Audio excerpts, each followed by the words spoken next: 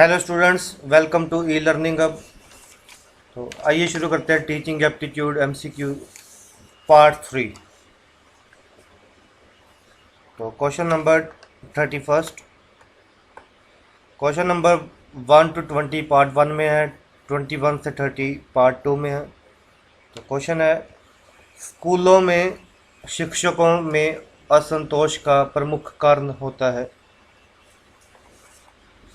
Options हैं प्रधानाचार्य जहाँ प्रबंधन समिति द्वारा पक्षपात, शिक्षकों पर अधिक कार्यभार, शिक्षकों का कम वेतन, ये सभी।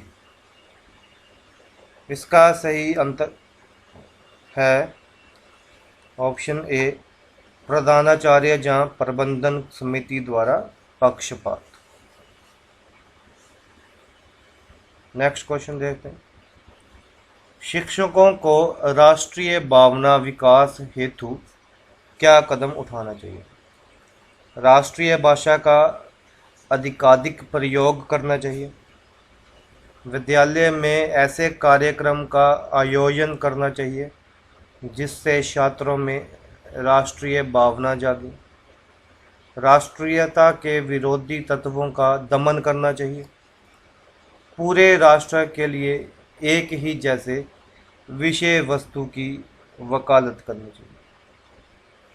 तो इसका सही आंसर है ऑप्शन बी, विद्यालय में ऐसे कार्यक्रम का आयोजन करना चाहिए जिससे छात्रों में राष्ट्रीय भावना जागे। नेक्स्ट क्वेश्चन, प्राथमिक स्तर तक बच्चों को शिक्षा महिलाओं द्वारा ही दी जानी चाहिए, क्योंकि महिलाएं बच्चों को कड़ा दंड नहीं देती, महिलाओं को घरों में बाल मनोविज्ञान का अपेक्षाकृत अधिक एवं प्रत्यक्ष अनुभव होता है, महिलाओं में बच्चे अपनी अपनी माताओं का लक्षण पाते हैं, शिशुओं को महिलाओं से डर नहीं लगता। तो इसका सही आंसर है प्राथमिक स्तर तक बच्चों को शिक्षा महिलाओं द्वारा ही दी जानी चाहिए, क्योंकि महिलाओं को घरों में बाल मनोविज्ञान का अपेक्षाकृत अधिक एवं प्रत्यक्ष अनुभव होता है। यदि आपको किसी ऐसे स्कूल में प्रधानाचार्य नियुक्त करके भेज दिया जाए जिसकी स्थिति बहुत गिर चुकी है, तो आप ये देखेंगे कि कहाँ सुधार संभव है, सुधार कार्यक्रम पर अध्यापकों से चर्चा करेंगे, सुधार कार्यक्रम के संबंध में पूरे स्टाफ से चर्चा करेंगे, सेक्शन ऑफिसर से वित्तीय समस्याओं पर बात करेंगे। यदि आपको किसी ऐसे स्कूल में प्रधानाचार्य नियुक्त करके भेज दिया जाए जिसकी स्थिति बहुत गिर चुकी है, तो आप क्या करेंगे? ऑप्शंस आपके सामने हैं। इसका सही उत्तर है सुधार कार्यक्रम के संबंध में पूरे स्टाफ से चर्चा करेंगे। नेक्स्ट क्वेश्चन, छात्रों में मौखिक अभिव्यक्ति को विकसित करने का तरीका है परिचर्चाओं का आयोजन, भाषण प्रतियोगिता का आयोजन, अंत्याक्षरी का आयोजन, ये सभी। कैसे आप छात्रों में मौखिक अभिव्यक्ति को विकसित कर सकते हो? परिचर्चाओं के आयोजन से, भाषण प्रतियोगिता के आयोजन से, अंत्याक्षरी के आयोजन से, या सभी से। तो इसका सही आंसर है छात्रों में मौखिक अभिव्यक्ति को विकसित इन सभी तरीकों से कर सकते हैं। तो छात्रों में मौखिक अभिव्यक्ति को विकसित करना है तो परिचर्चाओं का आयोजन भी करना पड़ेगा, भाषण प्रतियोगिता का आयोजन भी करना पड़ेगा, अंत्याक्षरी का आयोजन भी करना पड़ेगा। ये सारे के सारे तरीके हैं। विद्यालय में छात्रों का स्वास्थ्य परीक्षण क्यों आवश्यक है? निर्धन माता पिता इस काम को पूरा नहीं करा पाते। छात्रों की स्वास्थ्य संबंधी कुछ समस्याओं को जानना स्कूल के लिए आवश्यक है। ये विद्यालय का भी दायित्व है, इनमें से कोई नहीं। विद्यालय में छात्रों का स्वास्थ्य परीक्षण क्यों आवश्यक है? ऑप्शंस हैं आपके सामने, देखो कौन सा ऑप्शन सही लगता है आपको।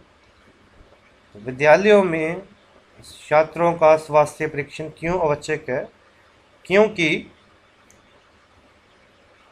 छात्रों की स्वास्थ्य संबंधी कुछ समस्याओं को जानना स्कूल के लिए आवश्यक है। नेक्स्ट क्वेश्चन, कक्षा के प्रति कमजोर छात्रों के लिए अध्यापक को क्या करना चाहिए? खाली समय में उनकी मदद करनी चाहिए, उन्हें ट्यूशन पढ़ने की सलाह देनी चाहिए, परीक्षा में फेल होने के डर से उन्हें कक्षा से निकाल देना चाहिए। ये सभी तो कक्षा के प्रति कमज़ोर छात्रों के लिए अध्यापक को क्या करना चाहिए? देखो, परीक्षा में फेल होने के डर से उन्हें कक्षा से निकाल देना चाहिए। ये तो ऑप्शन वैसे ही गलत हो गया, ठीक है। ये थोड़ा है कि कोई कमज़ोर छात्र है तो उसे हम कक्षा से निकाल देंगे। अगर अब ये गलत हो गया तो ये भी गलत हो गया, तो बचे क्या? ये दो ऑप्शन। उन्हें ट्यूशन पढ़ने की सलाह देनी चाहिए, ये भी ऑप्शन गलत ही है। तो सही आंसर क्या बचा? कक्षा के प्रति कमज़ोर छात्रों के लिए अध्यापक को खाली समय में उनकी मदद करनी चाहिए। कौन सा पाठ आसानी से पढ़ा और याद कर लिया जाता है? जो अत्यंत सरल हो, जो विद्यार्थी के रुचि के अनुकूल हो, जो मूर्त रूप से प्रस्तुत किया गया हो, इनमें से कोई नहीं। सो कौन सा पाठ आसानी से पढ़ा और याद कर लिया जाता है?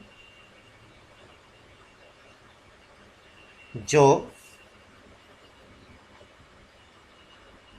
विद्यार्थी की रुचि के अनुकूल है, जिसमें इंटरेस्ट होगा उसको आसानी से पढ़ भी लिया जाएगा और याद भी कर लिया जाएगा।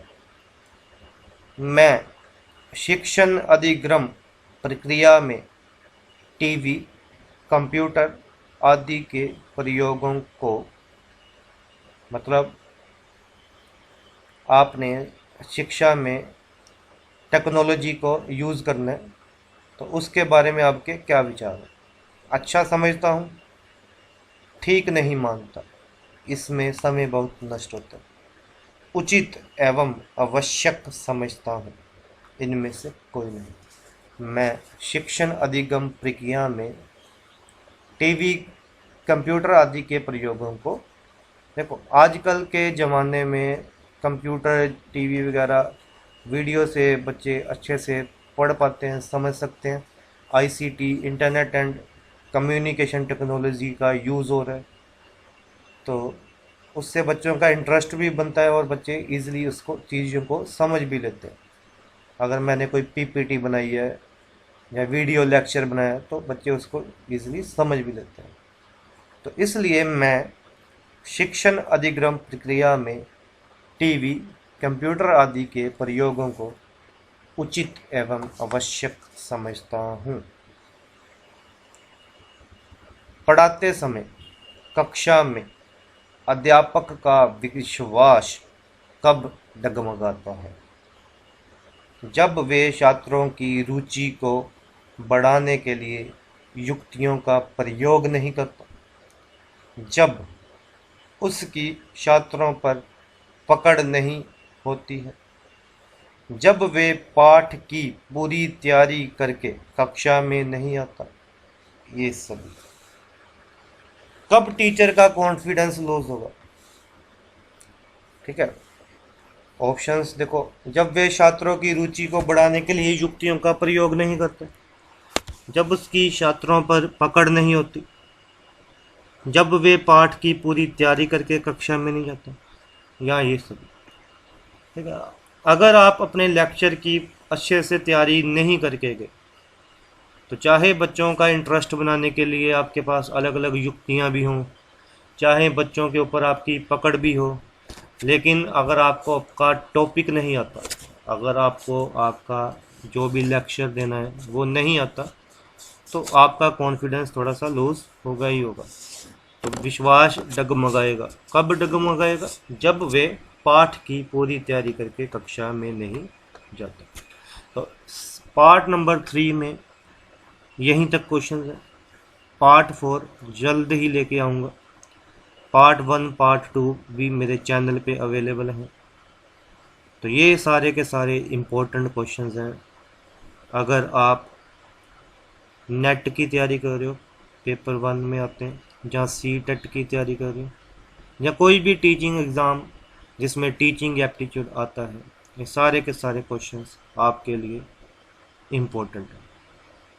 Thank you for watching this video.